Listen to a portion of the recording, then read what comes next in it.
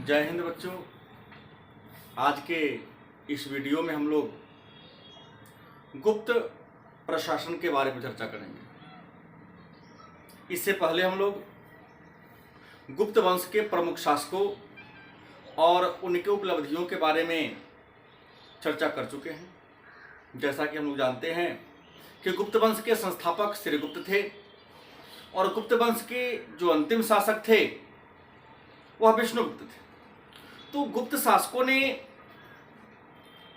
किस प्रकार से अपने शासन व्यवस्था को संचालित किया, उनके शासन करने के तरीके क्या थे,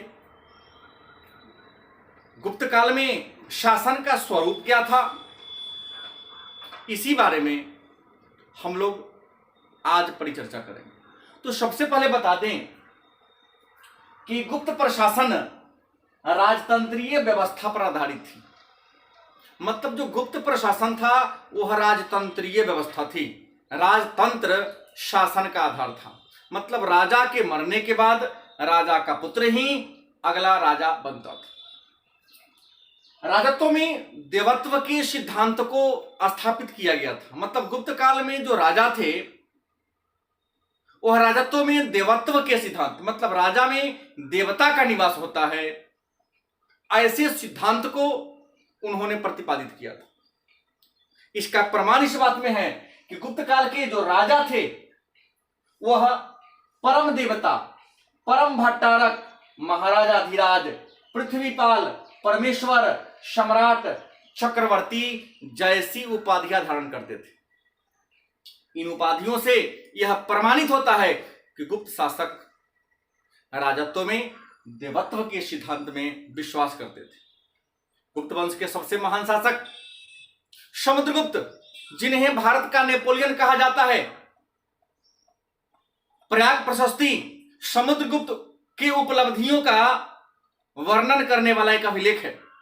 तो प्रयाग प्रशस्ति जिसकी रचना हरिसेन ने किया, हरिसेन ने अपने प्रयाग प्रशस्ति में समुद्रगुप्त को देवता कहा है। मतलब प्रयाग प्रशस्ति अभिलेख में समुद्रगुप्त को देवता कहा गया है। गुप्त काल की जो रानियां थी, मतलब शासकों की पत्नियां, वे भी बड़ी बड़ी उपाधियां धारण करती थी। जैसे अगर बात करें तो गुप्त काल की रानियां कौन कौन सी उपाधि धारण करती थी, तो परम भट्टारिका की और महादेवी जैसी उपाधियां धारण करती थी। अब है गुप्त प्रशासन की बात करें तो गुप्त साम्राज्य एक विशाल साम्राज्य था, एक बहुत बड़ा साम्राज्य था। शासन की सुविधा के दृष्टिकोण से गुप्त साम्राज्य को प्रांत में बांटा गया था। प्रांत मतलब राज्य, अंग्रेजी में स्टेट कहते हैं। प्रांत को देश, अवनी और भुक्ति भी कहा जाता था। मतलब गुप्त काल में प्रांत को देश भी कहा जाता था, अवनी भी कहा जाता था और भुक्ति भी कहा जाता था।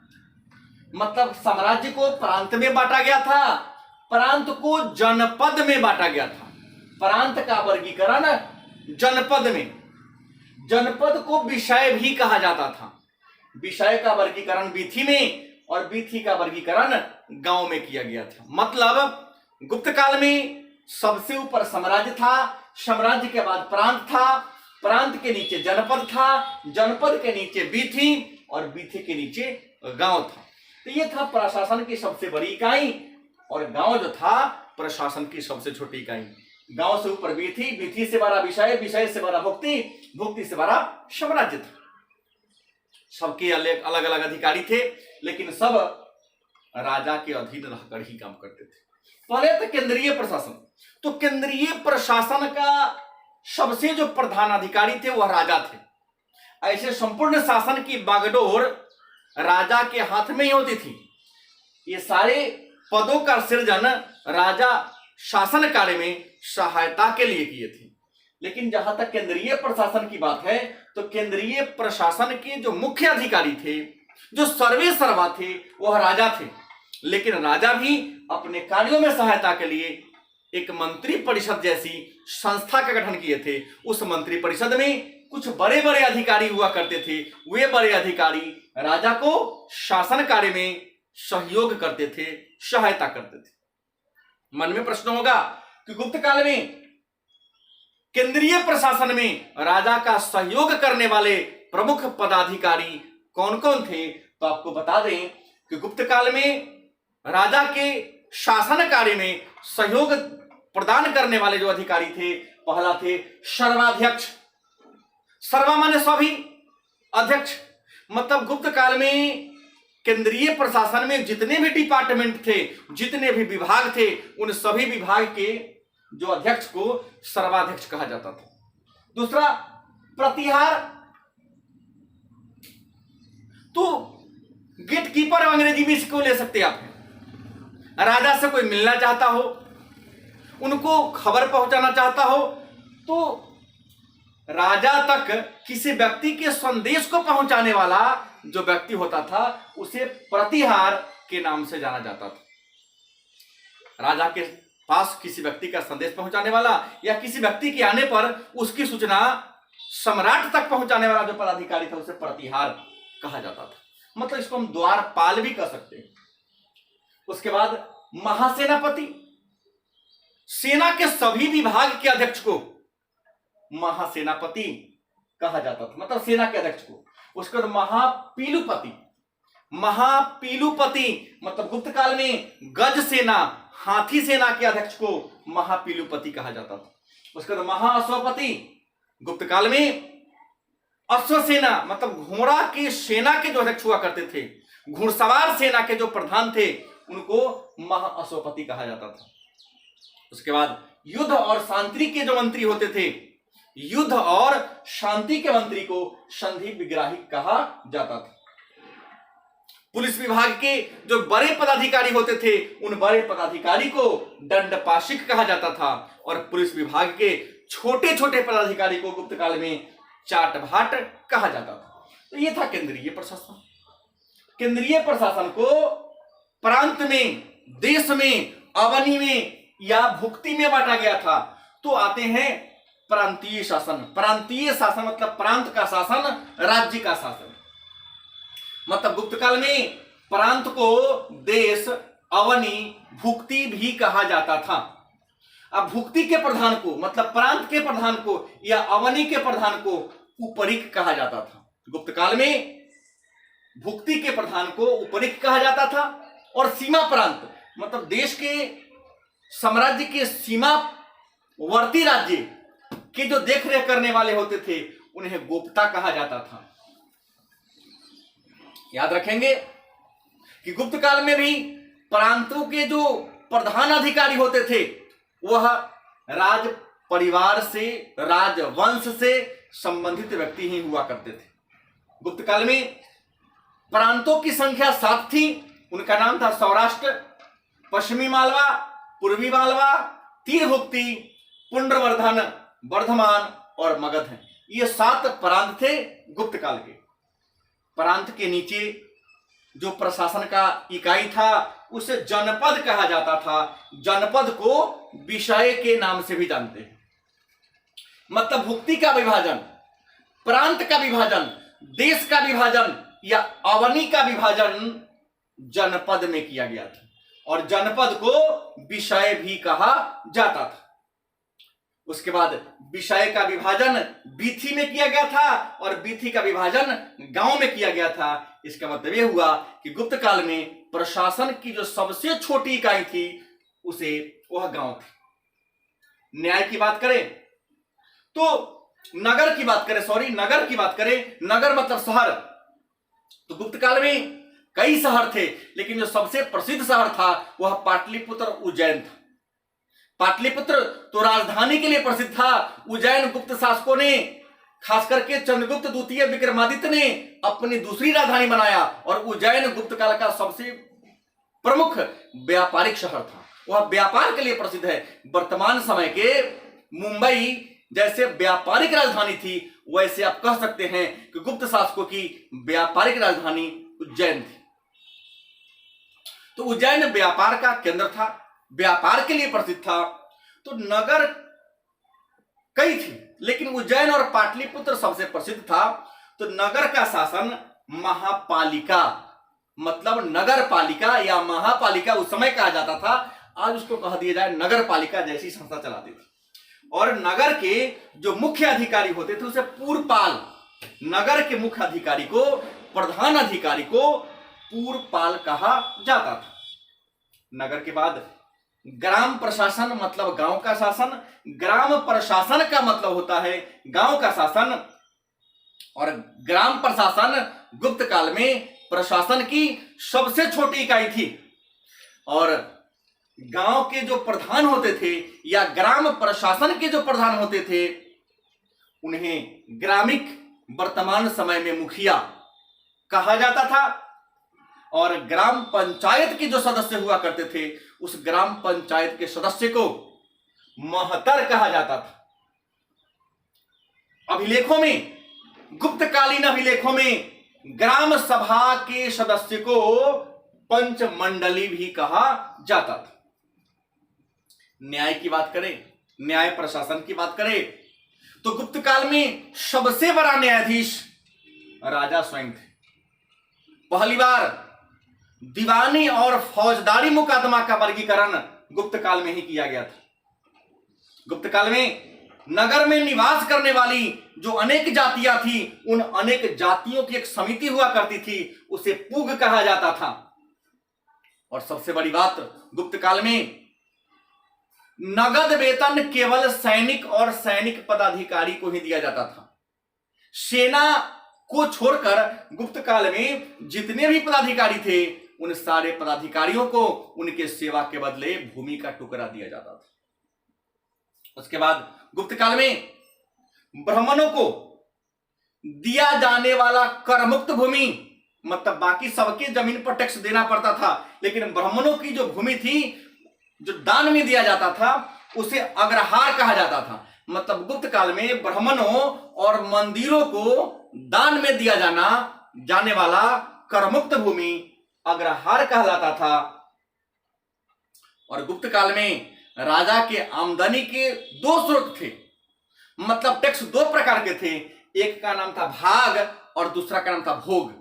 तो भाग और भोग गुप्त काल में राजस्व के दो स्रोत थे। भाग जो था यह अनिवार्य कर था, जो उपज का 1/6 लिया जाता था, यह सबको देना पड़ता था। अब भोग क्या था, तो फल फूल के रूप में प्राप्त होने वाला जो आय था उसे भोग कहा जाता था। भाग अनिवार्य था और भोग स्वैच्छिक कर था। गुप्त काल में उदंग कर मतलब भूमि कर, भूमि कर नगद और मेय दोनों रूप में दिया जाता था। मतलब यह निर्भर करता था किसान पर कि वह अनाज दे या अनाज बेचकर नगद रुपया दे। तो गुप्त काल में जो उदंग कर था, भूमि कर को उदंग या उदंग कर कहा जाता था। यह नगद और मेय दोनों रूप में था। गुप्त काल में नगद रूप में दिया जाने वाला कर को हिरण्य कहा जाता था।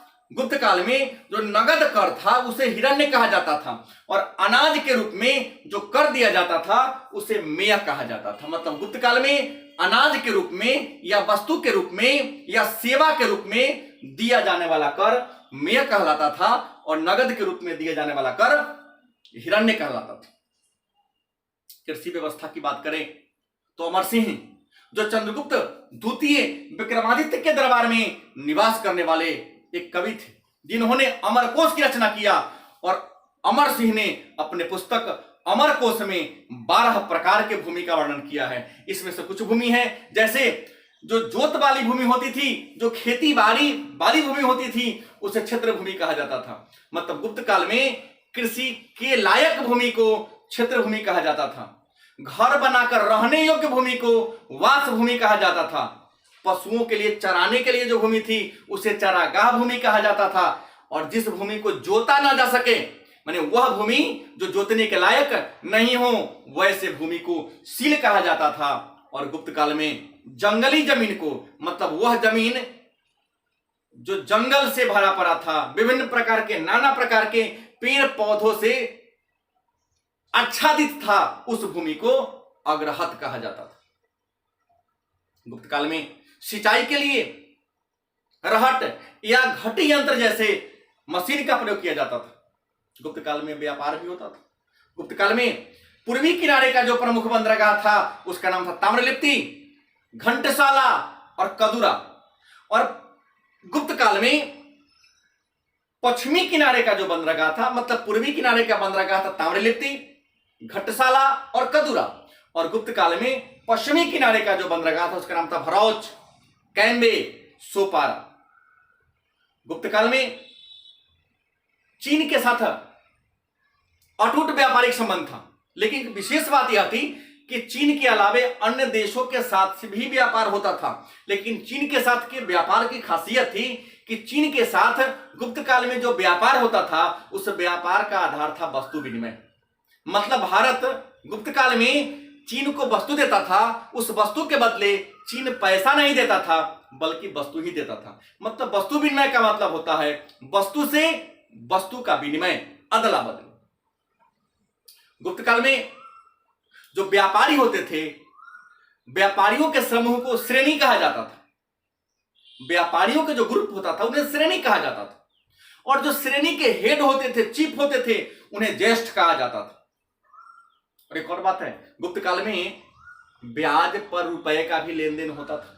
तो गुप्त काल में ब्याज पर जो रुपया लेन देन होता था और ब्याज में जो राशि प्राप्त होती थी, ब्याज की राशि का प्रयोग मंदिर में दीपक जलाने के काम में आता था। ऐसा जानकारी मंदसौर की अभिलेख से पता चलता है और इंदौर के स्कंदगुप्त के इंदौर ताम्रपत्र लेख से भी चलता है कि विभिन्न श्रेणियां ब्याज के रूप में जो राशि प्राप्त करती थी, उस ब्याज की राशि का प्रयोग मंदिर में दीपक जलाने के लिए किया जाता था। मंदसौर में एक अभिलेख है, उस अभिलेख से पता चलता है कि मंदसौर में एक सूर्य मंदिर है।